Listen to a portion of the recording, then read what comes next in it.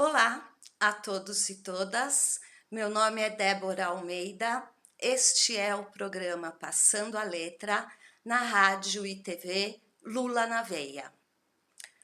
Hoje tem bastante fofoca correndo pela internet, né?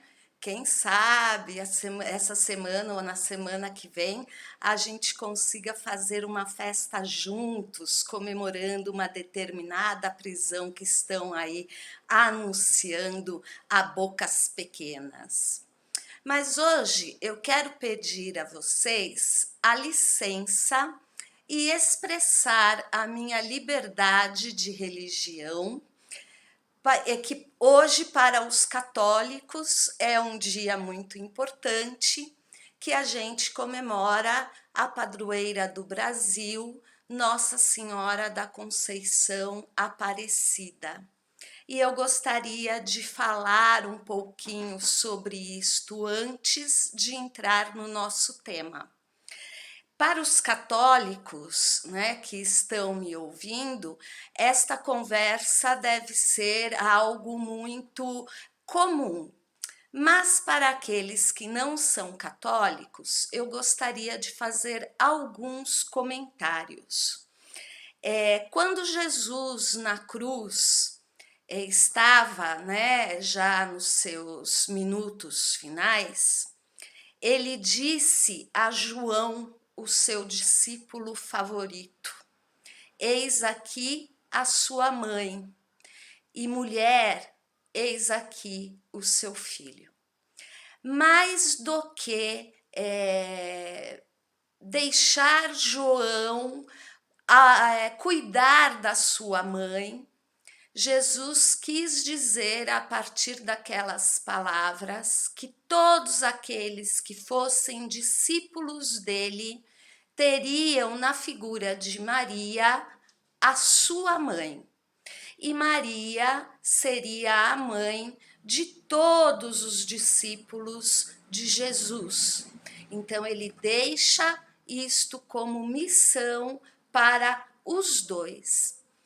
E Maria, mãe de Jesus, mãe nossa, sempre que se revela a um povo diferente do dela, ela se revela com características semelhantes ao povo que por ela clama. Então, o seu retrato surge também nos momentos de aflição, de acordo com os problemas vivenciados no momento. Por isto, tantos retratos de Nossa Senhora. Nossa Senhora de Fátima, Nossa Senhora da Salete, Nossa Senhora Quirupita, Nossa Senhora de Guadalupe, Nossa Senhora das Graças, Nossa Senhora das Dores e, dentre tantas, Nossa Senhora Aparecida. Nossa Senhora da Conceição Aparecida tem o nome Conceição como um título. Em Portugal, naquela época, usava-se muito a palavra Concepção Imaculada, né? Conceição ficou então aportuguesado.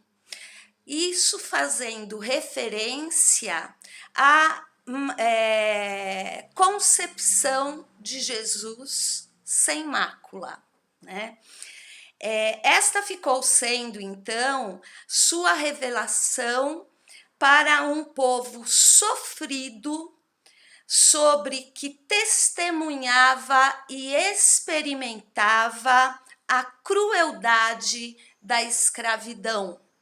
Nós temos, então, Nossa Senhora colhida através das redes de pescadores em 1717, no Rio Paraíba, com o seu corpo separado de sua cabeça. Aqueles que a encontraram acharam por bem colar a cabeça no corpo e orar a Nossa Senhora para que eles conseguissem a pesca. E assim foi se revelando os milagres de Nossa Senhora Aparecida. Como era uma imagem que tinha ficado muito tempo no rio, porque naquela época, quando se quebrava uma imagem santa, se jogava no rio. E esta imagem, como estava jogada no rio já fazia muito tempo, ela perdeu parte daquela camada, né, artística que a protegia. E com o acender das velas aos seus pés, seu rosto foi ficando moreno da cor de canela. Como naquela época não havia conhecimento científico para isto, os adeptos de Nossa Senhora Aparecida viram nisto que era um sinal de que Nossa Senhora estava cuidando dos escravizados e dos mais pobres do Brasil. Então, com esta, né, interpretação, eu gostaria de começar o nosso assunto hoje. Eu achei muito curioso, né? Às vésperas da comemoração de Nossa Senhora Aparecida, alguém que deveria defender o povo que a colocou no altar, finalmente começar a pagar pelos crimes, se não penais, né, propriamente dito, né, os crimes morais que fez, né, desumanos e contraditórios na sua origem. Que Nossa Senhora Aparecida possa iluminar, então, todo o poder judiciário nesta semana e na próxima, para terem coragem de fazer o que deve ser feito. Por falar em justiça, justiça social e racismo, quero falar sobre a importância do povo unido e organizado para as práticas de promoção e defesa dos direitos humanos. Ao longo da história contra o racismo, muitos movimentos surgiram e desapareceram, deixando seu legado e sua luta de conquistas. E neste momento conturbado pelo qual nós passamos aqui no Brasil, no qual os direitos conquistados que acreditávamos, né, que seria para sempre e acreditamos erroneamente, faz-se mais do que necessário nós abrirmos espaços e discussões para a difusão de reflexões e conhecimentos. Hoje eu assisti a uma aula da Angela Davis, professora e filósofa socialista estadunidense, que embora hoje seja integrante do Partido Comunista dos Estados Unidos, foi integrante também dos Panteras Negras. E ao mencionar isto, muitas perguntas, né, sobre esta fase dela foram feitas. Apesar da riqueza das histórias que ela apresentou, me chamou muito a atenção quando ela deu destaque ao programa dos Panteras Negras, que se chamava, ou ainda se chama, Programa de 10 Pontos. Digo ou ainda se chama porque ela caracterizou este programa como um programa de luta contra o racismo atemporal, ou seja, aquilo que independe do tempo, que não está no tempo, que pode ser mencionado sempre que se achar ou se fizer necessário. E isso, né, me fez pesquisar o programa de 10 pontos. Mas antes de falar do programa, vamos contextualizar um pouquinho os Panteras Negras? Os Panteras Negras surgem a partir de 2 estadunidenses, no início da década de 60. O partido Panteras Negras, propriamente, só surgirá em 1966. Então, este grupo que nasce no início de 1960, ele nasce com o objetivo de combater a violência policial, principalmente contra negros e pobres. Dificilmente quem nasceu nessa época nunca ouviu falar sobre os Panteras Negras, né? Porque é um grupo que vai existir, um partido que se estende de 1966 até 1982. E nós, né, vamos ver este partido e este grupo tão importante na luta contra o racismo se destacar no mundo inteiro por conta de uma diferença dos demais grupos. Os Panteras Negras defendiam o uso e o porte de armas para se autodefenderem. Ainda como um grupo, agiam de forma intimidadora contra os racistas. Com o passar do tempo, o grupo aderiu outras pautas e acabou se transformando num partido oficialmente, que perdura, como eu já disse, até 1982. Mas neste curto espaço de tempo de sua existência, deixaram muitas filiais pelo mundo todo, inclusive no Brasil. Estas novas pautas engajaram os Panteras Negras em ações sociais que acabaram assumindo uma plataforma abertamente marxista.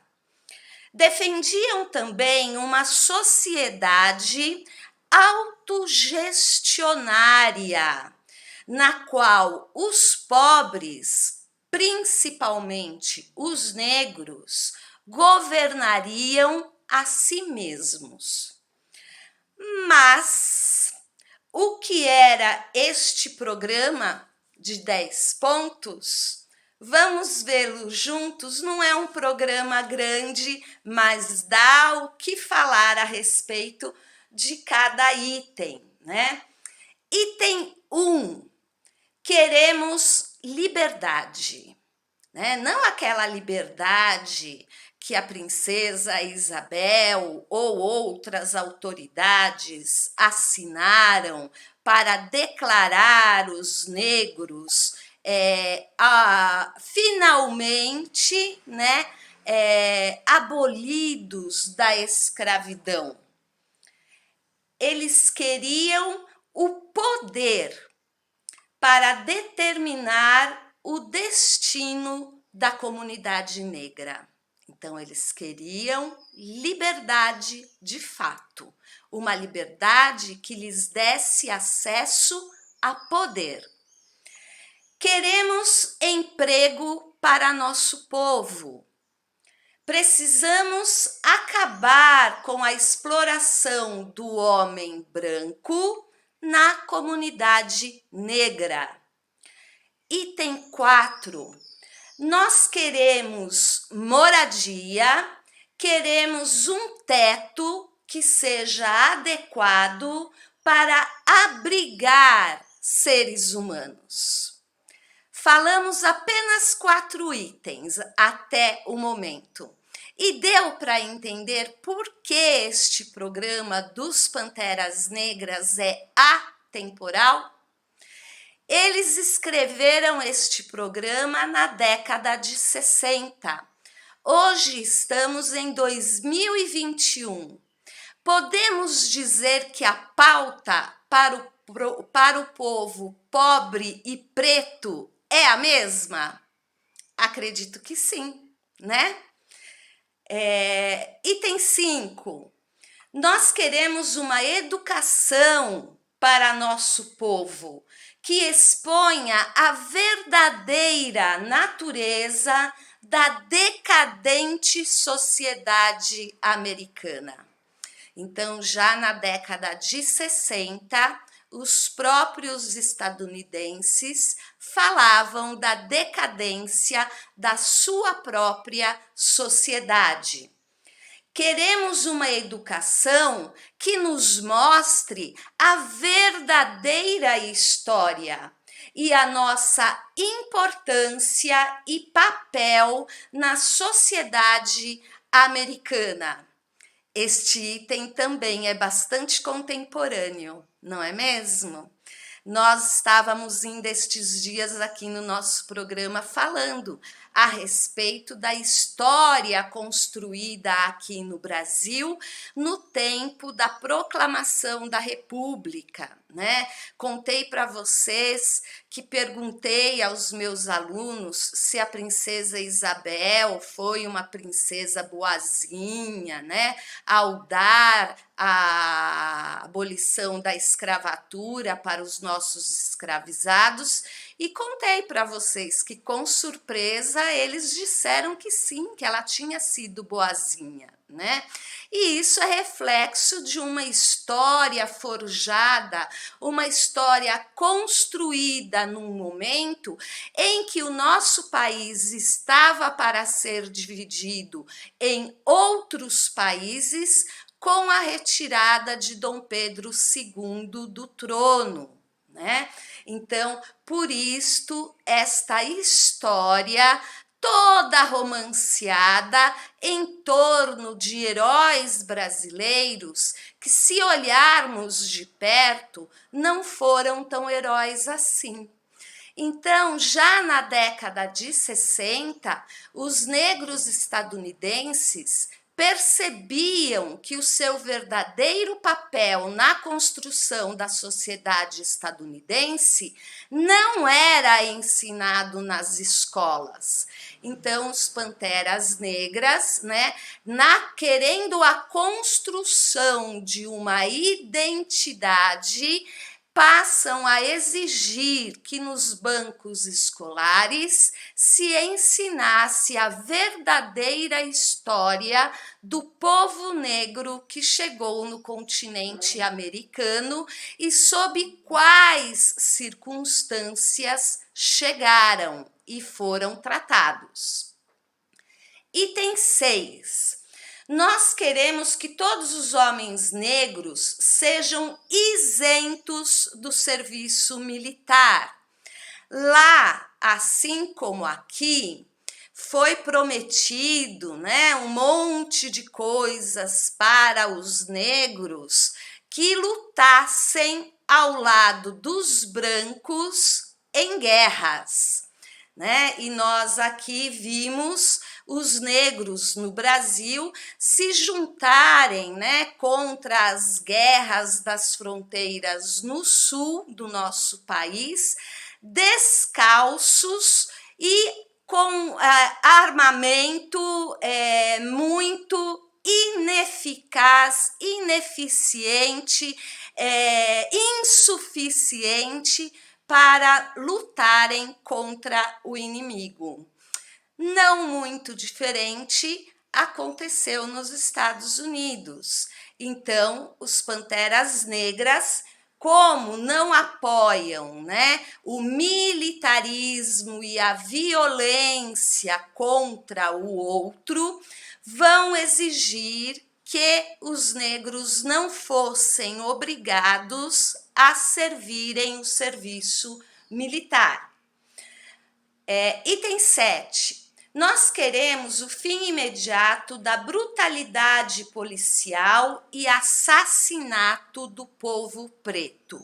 Então, toda vez que um negro fosse preso, os Panteras Negras queriam acompanhar todo o processo da prisão para garantir que este preso não fosse vítima de violência policial.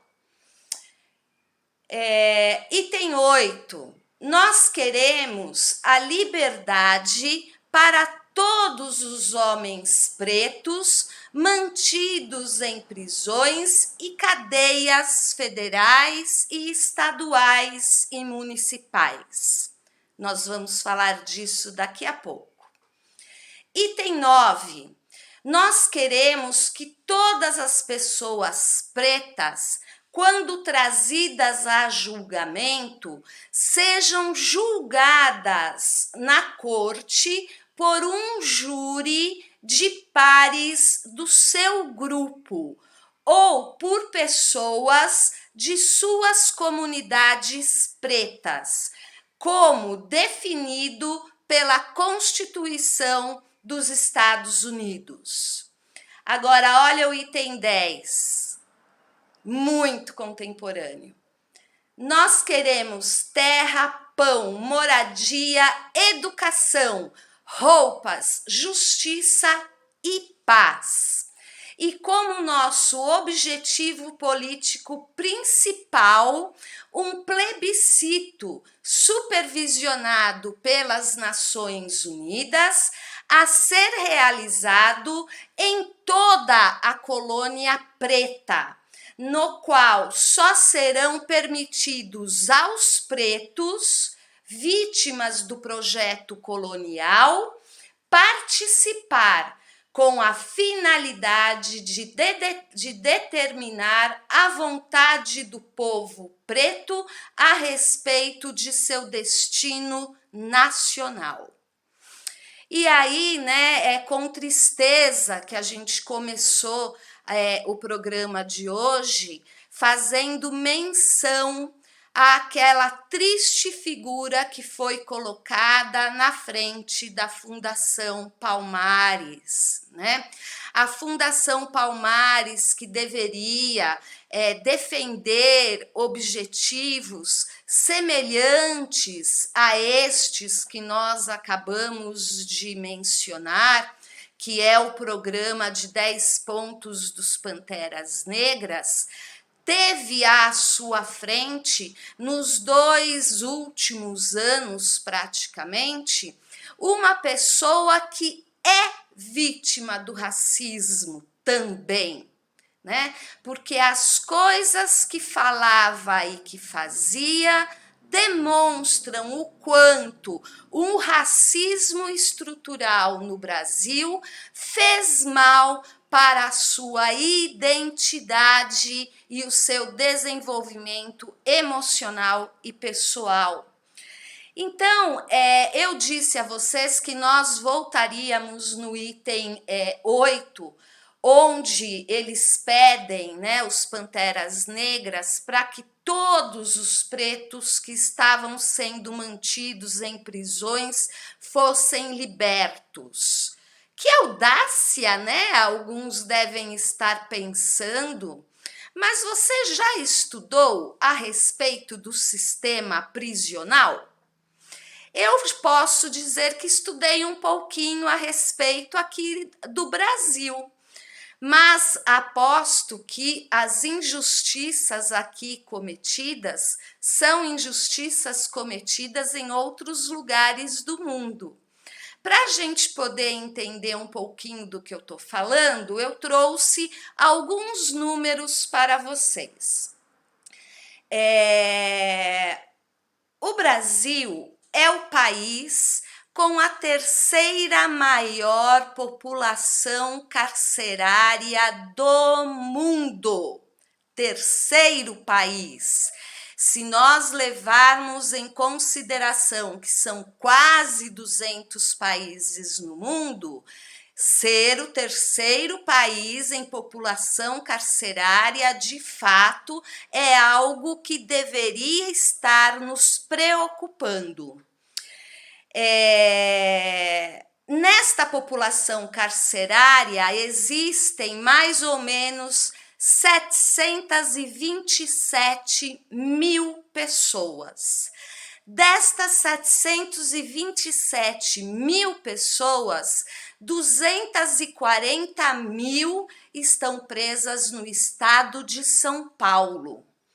O tráfico de drogas é o crime que mais encarcera. E nos últimos anos, a gente vem acompanhando um aumento bastante significativo da população feminina carcerária, também tendo como maior motivo de sua prisão o tráfico de drogas, né? Por que há importância que se levante o motivo destas prisões? Porque estas prisões provocadas pelo tráfico de drogas poderiam estar sendo substituídas por punições que não fossem a prisão. Um outro tipo de punição, né? Uma prestação de trabalho, dependendo da situação, multa, retirada de alguns direitos eleitorais que fossem, né? Poderíamos pensar aí em várias questões, mas não. A lei antidrogas no Brasil só faz aumentar cada vez mais o número de presos pelo tráfico de drogas. Hoje, nós temos em nosso país um déficit carcerário de 50%, ou seja, para que nós pudéssemos dar dignidade, né, e possibilidade de reforma realmente dita ao preso, nós teríamos que ter 50% mais vagas em celas, né? E o que acontece é um amontoado de pessoas que se revezam para dormir e que, ao invés de se educarem e serem educadas pelo sistema carcerário, acabam se sentindo menos humano do que quando entrou e aprendendo com outros mais experientes o que ainda não sabia, né? Então, destes 727 mil prisioneiros que nós temos hoje no Brasil, 64% deles são pretos e pardos. Presta atenção nessa porcentagem. 64% são pretos e pardos. Ou seja, na sua imensa maioria, pobres. Agora, a população brasileira possui, em porcentagem, 53% de pretos e pobres. E nós temos encarcerados uma porcentagem maior do que a porcentagem que os representa na sociedade brasileira como um todo. Se nós sabemos, né, que o perfil de 64% praticamente daqueles que estão encarcerados tem como maioria pretos, pobres, pardos envolvidos com o tráfico de drogas, por que nosso país não investe num outro sistema prisional e não investe mais em educação pública, movimentos sociais, programas públicos, para que esta população não seja encarcerada, né? O que a gente viu no decorrer da nossa história? Liberdade de fato para o povo preto? Ou simplesmente tiramos o tronco das praças públicas e inventamos presídios? Esta é uma reflexão que eu gostaria, né, de deixar para vocês, além, é claro, das críticas aos processos, né, na justiça, que andam muito vagarosamente. Esses processos, se acontecessem de forma mais rápida, se fosse mais informatizado, tivesse um maior número de servidores públicos trabalhando para que estes processos corressem mais rapidamente, a população carcerária também seria menor e com menos inocentes presos do que hoje nós encontramos. Deixo então para vocês, neste finzinho de feriado, esta reflexão em relação a nós estarmos sempre conversando a respeito do racismo, a respeito da questão de gênero, a respeito da justiça social e daqueles que nos representam. Para todos, até amanhã às 17h15. Tchau!